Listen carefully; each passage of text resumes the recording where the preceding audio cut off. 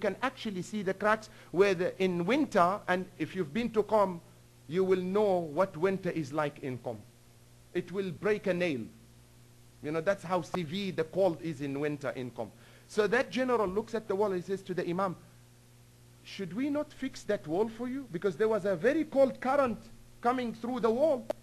The Imam looks at the general, he says, I have a question for you. He says, yes. He says, tell me, can we fix all the cracks in the poor people's home in all of Iran?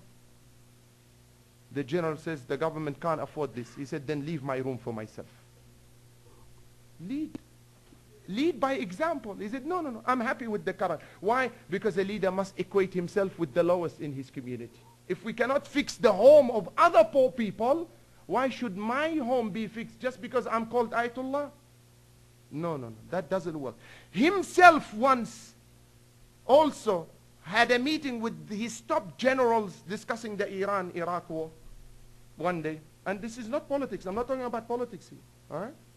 So, you know, all the generals were saying, Maulana, Ayatollah, this is this is that. All of a sudden the Imam says, excuse me for 2 minutes. He goes, may Allah honor you all, and goes to the bathroom. And he sits there for about 10 minutes. His son Ahmed Khomeini was asked, go and check on your father, maybe he passed away or something. 10 minutes, 15 minutes. We are discussing very, you know, crucial issues about the war, and your father is not yet back. So he goes, he finds Imam, may Allah honor you, with the brush and cleaning the bathroom. No, Imam Ahmed Khomeini says, Baba, is this the time to do this? He says, yes. He said, why? Why? He said, you know, when these people were speaking Ayatollah and Maulana, I felt something in my heart, so I wanted to teach myself a lesson. Who do you think you are? Go and clean the bathroom so that you would know who you are. This is Imam Khomeini. The Imam. Teach yourself a lesson that when you feel something pride in you, he says, come down, come down. Who do you think you are? Who do you think you are? On what account and on what basis you think you are getting this arrogance? And that's why the Quran, when he speaks about an-nafsul lawwama, nafsul lawwama is the soul or the nafs of a person that always talks to him and says to him, be mindful of what you are doing. Be mindful. You're about to step outside the realm of religion. Come back. Come back. This is a good nafs, by the way. This type of soul is a good nafs. This type of soul our children should learn. You know why? Because they are exposed to too many challenges in life. And this takes me to the question of what? To the question of consciousness that I spoke to you about earlier, yesterday in my speech. That we should learn the concept of Tawheed on the basis of the presence of Allah subhanahu wa ta'ala in all of our dealings. For example, do you have trains here in Orlando? You don't have trains. You do? Public trains? No. So you have buses. Okay. Imagine yourself at a bus stop. I'm talking to my kids now, all right? Parents, don't listen, please. All right? And then all of a sudden, you know, a blonde comes. Or a brunette comes. What are you going to do? Your father is not there. Your mother is not there. Bana, this is the time. Come on. This is the time. Grab the opportunity. And now what do? You put a toothpick in your eyes so you won't blink, huh? Because there is a hadith that says when you cast the first gaze, it's for you. So you don't want to blink now. You know? You want to keep casting the gaze or the gaze at the... No. That's a misunderstanding of the hadith. The hadith says by chance if you look at someone, you should lower your gaze after that. But the first gaze is not counted because it was accidental.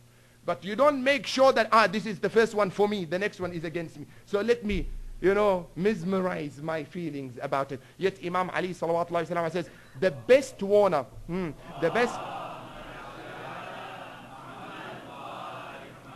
the best shield against sinning, the best shield, look at that statement that the Imam says, the best shield against sinning is what? Is lowering of the gaze. To lower your gaze down. When someone passes, lower your gaze down. And that is one of the etiquettes of the roads. You know, public roads have rights on us as a human being. Can you imagine? You know, the Prophet was speaking to his companions and he said, you know, you don't sit on public roads. Ya Rasulullah. Where do we go? Medina is 2 streets. That's the only place we can sit, you know. Don't take our baraza from us, for God's sake. Okay, no problem. Keep your baraza. They had baraza at the time of the Prophet, by the way, so you're not doing anything wrong. But, but the baraza of the Prophet had rules, had 3 rules. Huh? What were the rules, Ya Rasulullah? He said, if you want to keep baraza, maintain 3 rules. What are they, Ya Rasulullah? He said, number 1, lower your gaze.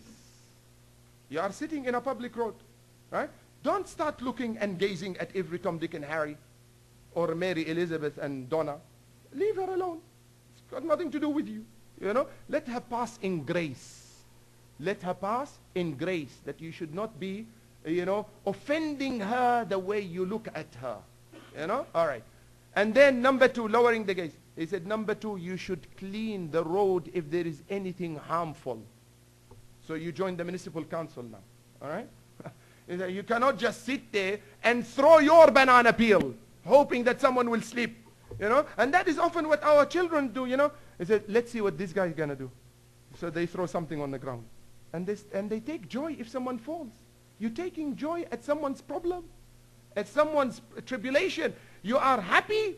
Imagine if this happened to you. Would you like it if someone laughs at you? Rasulullah says, remove anything harmful from the road. What is number 3 rule? He said, don't block people's way. Allahu Akbar. Don't block people's way. Don't think you own the road. If you can observe these 3 rules, Rasulullah says, then you can sit on public roads. Then you can sit on public road.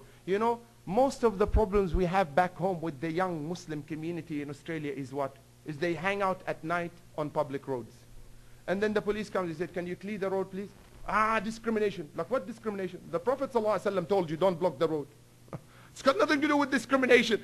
If you knew what your Prophet was saying, you would not be on public road to start with. That is the problem. The problem is we don't know what the Prophet is saying sometimes. We just want to have our fun time, regardless whether it falls within the law of Sharia or outside the law of Sharia. Going back to the issue of consciousness, my father is not there, my mother is not there. I don't care, with all respect to them. You know why? Because my consciousness belongs to Allah, not to my parents. Then I would not look in that direction, because I'm aware of Allah's presence. This is Tawheed. This is Tawheed. I'm sitting at home alone. No one there. Don't go to red and blue sites. No one is watching you. You have even your own secret words. So no one can crack the code. Well, parents know how to crack codes, by the way. Now, just to warn you, just to warn you that if you have a secret word, they can crack your secret word. But you should not be afraid of dad. Be afraid of the creator of dad. The creator of conscious, the creator of eyesight, the one who goes into your mind, the one who knows what you are thinking inside your brain. He is the one that when you are seated with your laptop in your room alone, you should be conscious of his presence. Where Allah subhanahu wa ta'ala said, there is no 3 except that he is the 4th. And there is no 2 except that he is the 3rd. Yani Allah is with you all time. أينما تكونوا فثم وجه الله. Wherever you are, you will find Allah subhanahu wa ta'ala. That is something we need to relate to. That is something we need to relate to. And then Imam salawatullahi salamu alayhi